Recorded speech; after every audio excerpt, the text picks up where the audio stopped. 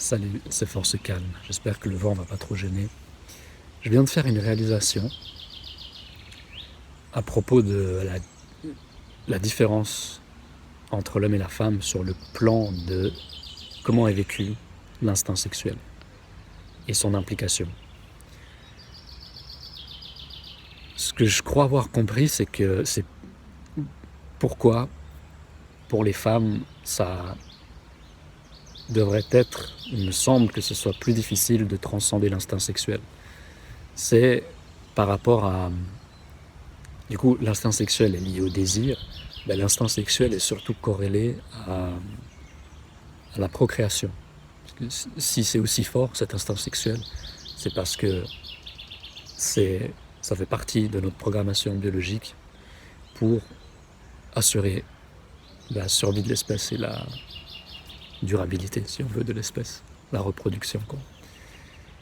Et on va juste s'arrêter sur l'acte sexuel et comment, enfin, l'impact physiologique, le résultat physiologique de l'acte sexuel. Donc, pour l'homme, l'acte sexuel, en principe, se conclut par l'éjaculation. Et peut-être, ce que je vais expliquer, c'est la raison pour laquelle certains hommes, quand ils sont avec une femme qui n'est pas en fait consentante, pas pleinement consentante, mais en vrai, soit on est consentant, soit on ne l'est pas.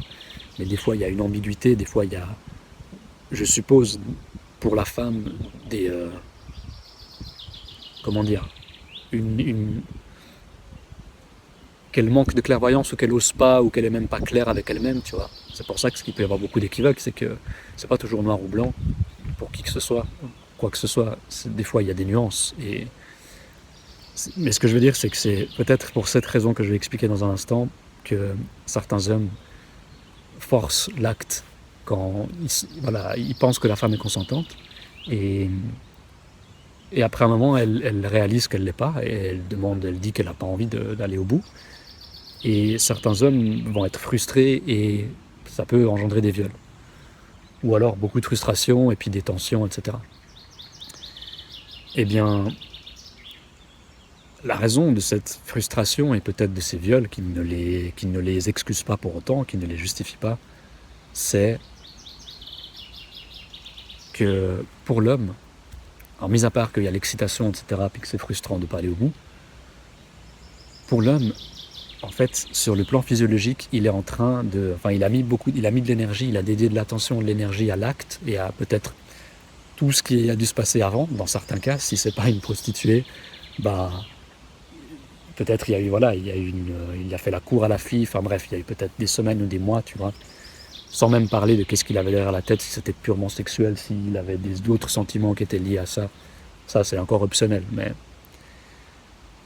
il arrive et il y a cette frustration parce qu'il ne peut pas aller au bout. Et aller au bout, ça veut dire quoi? Ça veut dire que son système nerveux, son cerveau, si on veut, va avoir le feedback qu'on a accompli l'acte, on a accompli notre devoir, notre part dans la mission de la procréation. Voilà. Donc ça peut expliquer la frustration. L'homme, il ne peut pas aller au bout. Donc en fait, physiquement, au niveau du système nerveux, même au niveau du cerveau, c'est pareil, système nerveux, il y a un bug. Genre, attends, là, il est censé se passer l'éjaculation, tu vois. Et donc la procréation. Parce que pour l'homme, éjaculer, ça veut dire, en termes physiologiques, éjaculer est égal à procréer. Donc on donne la vie. Donc on a accompli, par la simple éjaculation, notre devoir d'être humain, sur le plan biologique strictement. Et là où il y a un problème, enfin la grande nuance, la différence avec la femme, c'est que la femme, elle, ça suffit pas. Enfin, l'acte sexuel, peu importe comment il est vécu, et ben, sur le plan physiologique, ça veut pas dire qu'elle a accompli son devoir de reproduction. Parce que ce qui doit se passer, c'est qu'elle tombe enceinte, qu'elle puisse porter son enfant, le mettre au monde, et là, la réponse physiologique, et son système nerveux, j'imagine, peut se calmer, la réponse qu'elle a accomplie en tant que femme, en tant que femelle, on va dire, parce que femme, c'est C'est quelque chose de plus que d'être juste... c'est pas juste procréer. Voilà, donc en tant que femelle, au sens biologique, elle a accompli son devoir.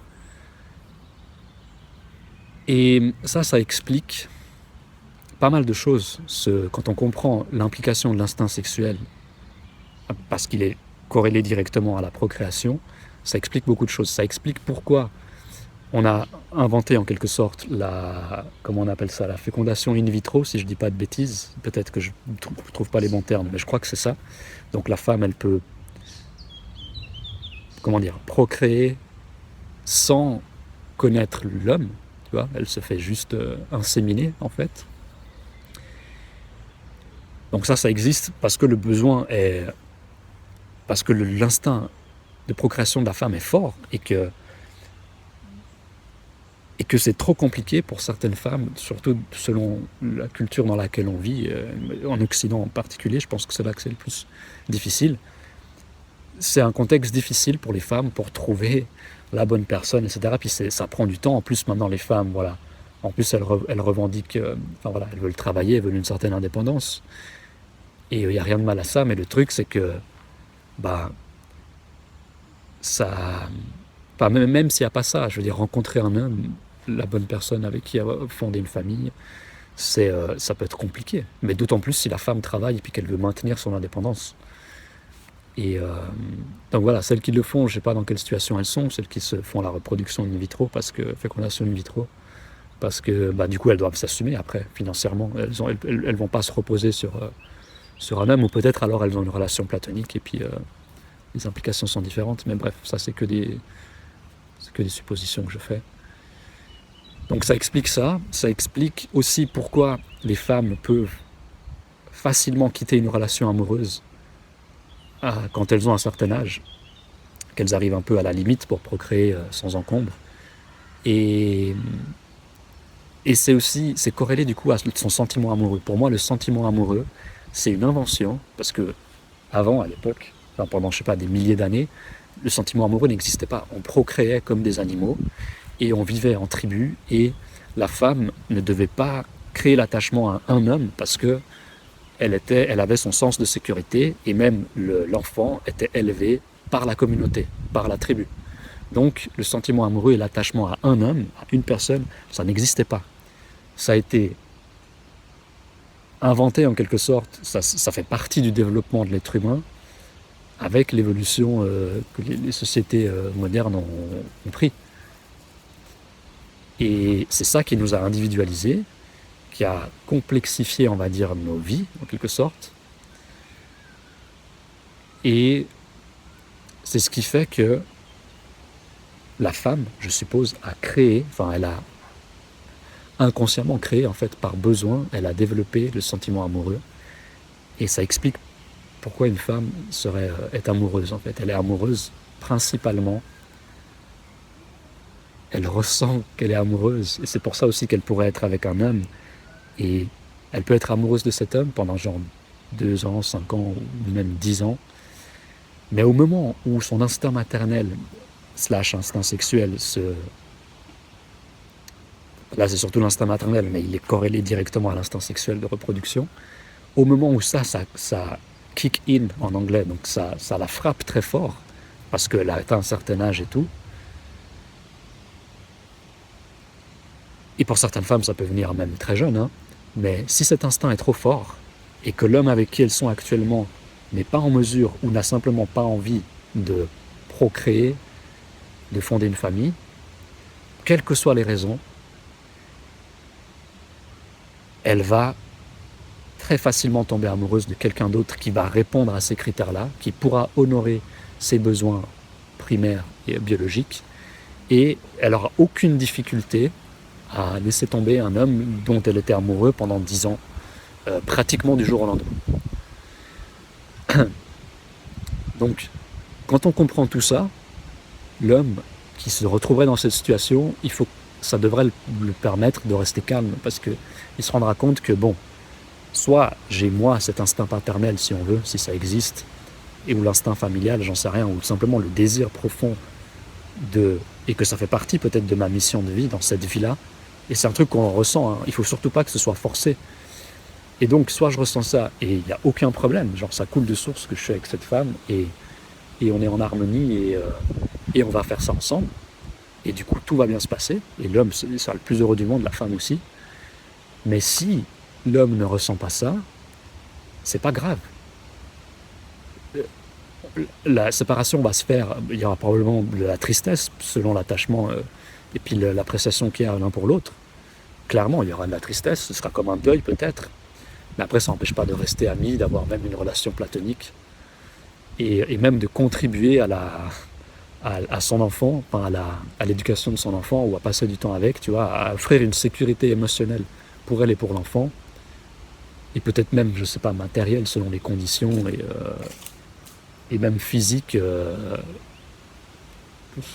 jusqu'à un certain point, j'en sais rien. Mais tu vois, il peut y avoir une relation platonique et sans du coup l'aspect amoureux, sentimental et l'engagement aussi familial qui requiert une certaine présence et certaines attentes. Et ça peut être super bien. Et, mais il faut surtout pas forcer. Il faudrait pas que le moment venu, l'homme soit un peu needy puis il se dise ah merde, je vais la perdre parce qu'en fait je peux pas lui apporter ça ou j'en ai pas vraiment envie. Mais du coup, allez, je vais faire un effort. Je vais me forcer de combler ses besoins. Mais ça va pas marcher. Soit elle va être assez lucide et détachée émotionnellement pour comprendre ce qui se passe et dire au mec, écoute, c'est pas vrai ce que tu me dis. Tu veux te forcer, mais ça va pas marcher. Et puis du coup, la séparation se fait tout de suite. Soit elle va être un peu needy ou elle va être un peu naïve ou alors elle va juste pas être capable de sentir. Mais normalement, ça vient des insécurités parce que si elle est pas freinée par ses insécurités, qu'elle les a transcendées, elle est assez stable émotionnellement, elle va sentir, elle va avoir son intuition qui sera forte et valide, elle va sentir que le mec, il est en train de se forcer, qui dit des conneries, quoi. Mais ça peut arriver qu'elle n'ait pas ça, qu'elle n'ait pas transcendé ses insécurités, qu'elle puisse sentir ses intuitions, mais qu'elle veuille forcer la chose elle aussi, et croire l'homme qui lui aussi se force, et ça va partir en couille, ça va se détériorer plus tard. Et ça, c'est des trucs qui sont vus. Dieu sait combien de gens sont dans cette situation aujourd'hui. Et ça va continuer à perdurer. Tant qu'on n'aura pas tous atteint ce next level de conscience et de. Tu vois. Mais ce qui est cool avec tout ça, c'est que. Il n'y a vraiment aucun effort à faire. Ça rejoint ce principe de vie que j'incarne maintenant, que je réalise qui est de plus en plus vrai. C'est juste. Il n'y a pas besoin d'effort. Il n'y a pas d'effort à faire. Il y a juste des trucs qu'on sait au fond de nous qu'on doit arrêter de faire, qui sont souvent... Enfin, un des trucs principaux, c'est quel est le rapport qu'on a avec le désir et que ça soit pas un truc qui accapare notre vie, qui accapare notre attention et notre énergie. Donc transcender l'instinct sexuel, c'est une part importante, qui n'est pas une chose à faire, tu vois, c'est une chose à ne pas faire, en fait. C'est drôle. Comme il y a plein de choses qui sont... On se concentre sur des to-do list infinies, tu vois, des trucages, il faut que je fasse ci, il faut que je fasse ça. Alors qu'en fait, on oublie qu'est-ce qu'on doit arrêter de faire, en fait, tu vois. Et sur le plan, c'est plus simple, tu vois, mais c'est pas plus facile parce que c'est lié à des addictions. Les choses qu'on doit arrêter de faire, c'est qu'il y a des addictions qui sont impliquées et c'est ça qui rend les choses difficiles. Arrêter des choses, des comportements addictifs, c'est plus difficile que commencer des choses qui sont saines. Bref, je m'arrête là, je pense qu'il y a déjà beaucoup d'informations et de valeur dans cette vidéo. J'aurais fait en dessous de 15 minutes, c'est trop bien. Et sur ce, lâche tes coms, dis-moi ce que t'en penses. Et si tu vis peut-être, si tu as vécu des choses similaires.